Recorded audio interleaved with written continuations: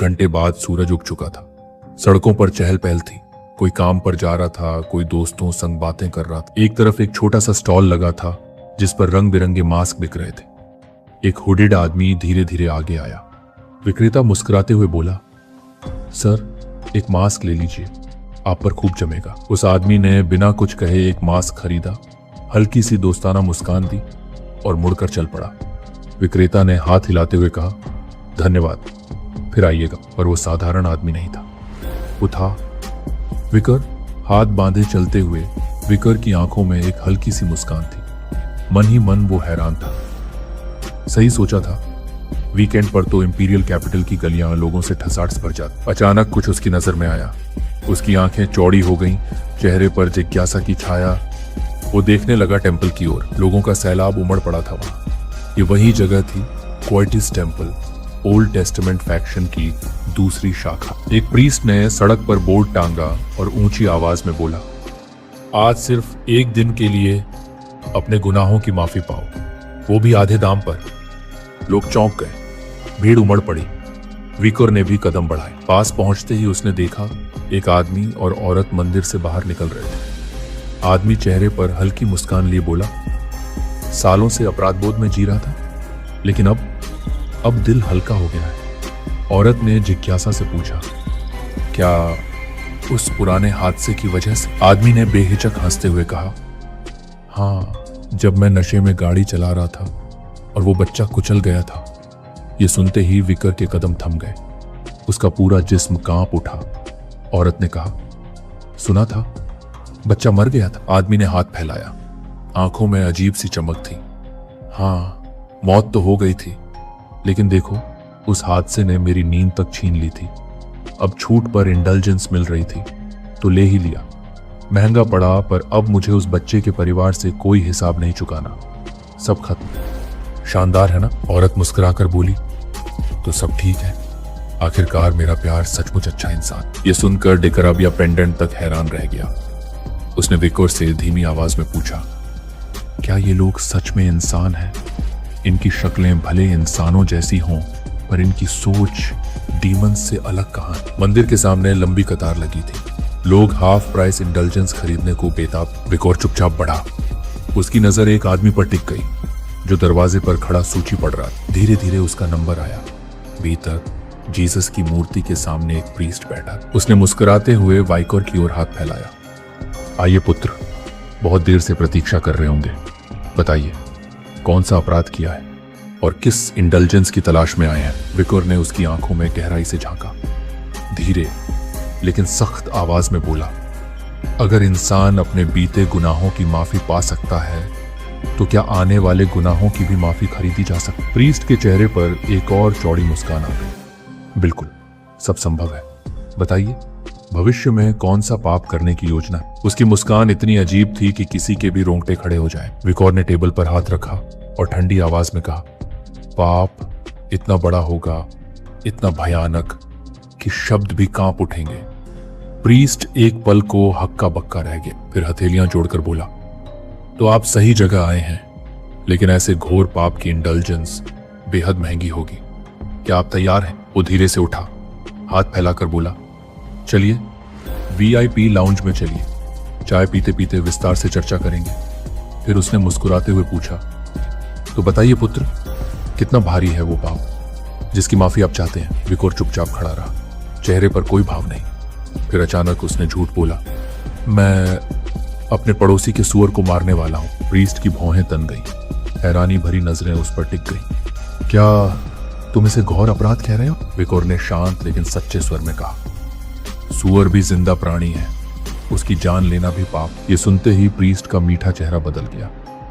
मुस्कान गायब, आंखों में गुस्से की आग जल उठी। दांत भींचते हुए गरजा, क्या मुझे सिर्फ मुस्कुराता देख यही समझ लिया कि मेरे पास और कोई काम नहीं? मंदिर के बाहर भीड़ लगी थी। लोग कतार में खड़े अपने गुनाहों की माफी खरीदने का इंतजार कर रहे थे। प्रीस्ट ने आज तक 1000 किस्म के पापी देखे थे। कोई शराब पीकर गाड़ियों के नीचे इंसान कुचल देता था, कोई घर जला देता था, लेकिन किसी को सिर्फ एक पिग मारने के लिए इंडल्जेंस चाहिए। ये पहली बार था। वो वाइकर को घूरते हुए गहरी सांस छोड़ता है। फिर झुंझलाकर कागज पर मोहर मार देता। कागज को मसलकर गोला बनाया और उसके मुंह पर फेंकते हुए बोला, सोना दे और निकल जाए यहां से। अगली बार पाप मत करना और दोबारा इस जगह मत लौटना। विकौर की आंखों में कोई हलचल नहीं थी। वो गहराई से जानता था इस चर्च के राज।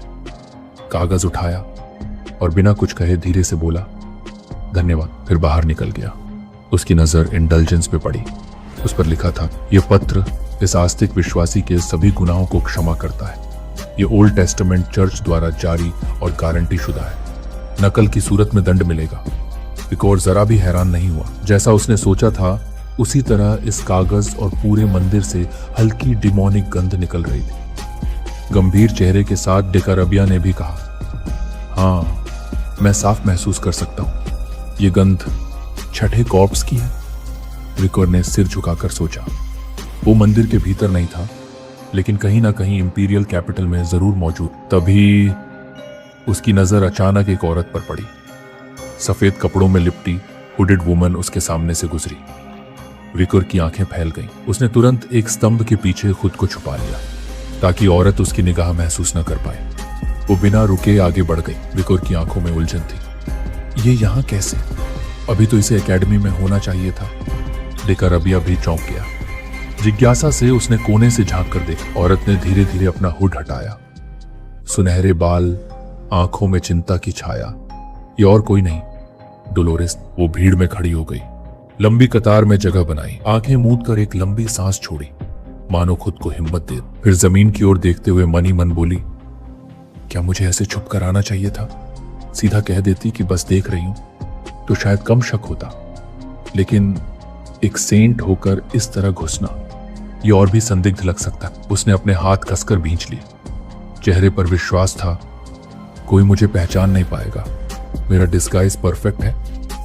आसपास खड़ी औरतें उसकी शक्ल देख हल्की उलझन में पड़ गईं। उसके चेहरे के भाव अजीब। डोलोरेस धीरे धीरे लोगों को देखने लगी और फिर उसकी आंखें उदासी से भर गई। डंटालियन की मौत के बाद भी ये ओल्ड टेस्टामेंट फैक्शन इतनी बेहयाई से इंडल्जेंस बेच रहा है, जबकि उनके गंदे खेल पहले ही उजागर हो चुके हैं। फिर भी लोग खरीद रहे हैं। उसे मालूम था इस वक्त कोवाडिस मंदिर में ओल्ड टेस्टामेंट और न्यू टेस्टामेंट के बीच सीधा टकराव चल रहा है। सभी की नजर वहीं है और इस बीच एम्पायर में जगह जगह नकली धर्म और पाखंडी फल फूल रहे हैं। उसकी सोच कोवाडिस मंदिर की ओर गई। इंडल्जेंशिया परिवार तो खत्म हो गया, फिर भी ओल्ड टेस्टामेंट फैक्शन इतनी दौलत कैसे कमा रहा है? क्या ये सब सिर्फ इंडल्जेंस बेचकर है या इनके पास कोई नया जरिया है? उसने सिर झुकाया। आंखों में दुख की गहराई उतर आई। मैंने यहां घुसपैठ की ताकि सच्चाई पता चल सके, लेकिन अब तक कोई जवाब नहीं मिला। सुबह की भीड़ भाड़ और मंदिर का कोलाहल अचानक बदल गया जब जमीन हल्की सी कांपी और सबकी नजरें एक भव्य कैरेज पर जाकर टिक गई। उसके दरवाजे खुले और भारी जूतों की आहट गूंजी। बाहर निकला कोई और नहीं बल्कि कार्डिनल हम्बर्ट, रून ऑर्डर और ओल्ड टेस्टामेंट फैक्शन का सबसे ताकतवर शख्स। उसके चेहरे पर वही नरम मुस्कान थी जिसे देखकर लोग श्रद्धा से झुकने लगे। लेकिन जैसे ही डोलोरेस ने उसे देखा, उसका चेहरा सख्त हो गया। सांस थम सी गई। वो कांपते हुए पीछे हटी और बिना एक पल गंवाए भीड़ से निकल गई। दिल तेज धड़क रहा था क्योंकि हम्बर्ट सिर्फ कार्डिनल नहीं था, वो उसका पिता था। हम्बर्ट ने उसकी भागती हुई झलक देख ली। उसकी भौहें सिकुड़ी, लेकिन उसने कुछ नहीं कहा। बस धीमी आवाज में अपने एक लेफ्टिनेंट को आदेश दिया, पहले आसपास की जगहों की जांच करो। प्रीस्ट ने सिर झुकाकर हामी भरी और हम्बर्ट भीड़ से मुड़कर मंदिर के भीतर बढ़ गया। लोग पीछे से उसे पुकार रहे थे, आशीर्वाद मांग रहे थे, मगर गार्ड्स ने सबको रोक दिया। उधर डोलोरेस मंदिर की ऊपरी मंजिल तक पहुंची। उसकी मुट्ठियां कसी हुई थी, चेहरा गुस्से से लाल। उसके भीतर ज्वालामुखी सा फट रहा था क्योंकि उसे याद था वो सच, वो गंदी सच्चाई, उसके पिता का नाम क्विल्टी की इंडल्जेंस लिस्ट में होना, वही लिस्ट जिसने पिता और बेटी को आमने सामने खड़ा कर दिया। न्यू टेस्टामेंट की आस्था बनाम ओल्ड टेस्टामेंट की साजिश। वो अपने गुस्से और डर में इतनी उलझी हुई थी कि सामने आते हुए एक हुडेड आदमी से टकरा। टक्कर इतनी जोरदार थी कि वो जमीन पर गिर गई और हड़बड़ाकर बोली, माफ करना, मैं सामने देख ही नहीं रही थी। ऐसा लगा जैसे दीवार से टकरा गई। रोशनी उसके चेहरे पर पड़ी और सामने का आदमी चुपचाप उसे घूरता रहा। तभी भारी कदमों की आहट गूंजी। 2 गार्ड्स कुल्हाड़ियां लिए वहां आ धमके। उनमें से एक चिल्लाया, रुको, संदिग्ध लोग हैं, तुरंत पकड़ो। डोलोरेस ने पलट कर देखा और उसकी आंखें चौड़ी रह गईं। वो समझ भी नहीं पाई कि हो क्या रहा है, क्योंकि तभी हुडेड आदमी ने उसका हाथ कसकर थाम लिया। वो हकबका गई ये, लेकिन वो कुछ समझ पाती उससे पहले ही आदमी ने उसे खींचा और दोनों भाग पड़े। गार्ड्स पीछे से दहाड़े, रुको वहीं, और उनका पीछा करने लगे। मंदिर की सीढ़ियां धूप में चमक रही थीं और दोनों दौड़ते चले जा रहे। गार्ड उनका पीछा नहीं छोड़ने वाले। आखिरकार एक मोड़ पर गार्ड्स ने उन्हें घेर लिया। कुल्हाड़ियां तनी हुई, आंखों में गुस्सा। हिलो मत। तभी सीढ़ियों पर कार्डिनल हम्बर्ट आ गया। उसकी नजरें सख्त और भारी। उसने आदेश दिया, हुड उतारो, पहचान बताओ। माहौल तना हुआ था। अचानक हुडेड आदमी हंसा और बोला, वाह, ओल्ड टेस्टामेंट फैक्शन का स्वागत बड़ा ही अलग है। उसने अपना हुड उतार फेंका। साथ ही उसके साथ खड़े बूढ़े ने। अब सबकी आंखें फैल गईं। हम्बर्ट की, एक नौजवान लंबा गहरे भूरे बालों वाला और दूसरा एक बूढ़ा जो मुस्कुराते हुए बोला, कितने साल हो गए कार्डिनल हम्बर्ट। हम्बर्ट का चेहरा सख्त हो गया। उसके भीतर का तनाव आंखों की चमक में साफ झलक रहा था, और इस सबको छुपकर ऊपर से देख रहा था कोई और। पत्थर की खिड़की के पीछे चेहरे पर एक डॉग मास्क लगाए खामोश वाइकोर। उसके बगल में डोलोरेस, जो अब भी उसके हाथ में कसकर पकड़ी हुई थी।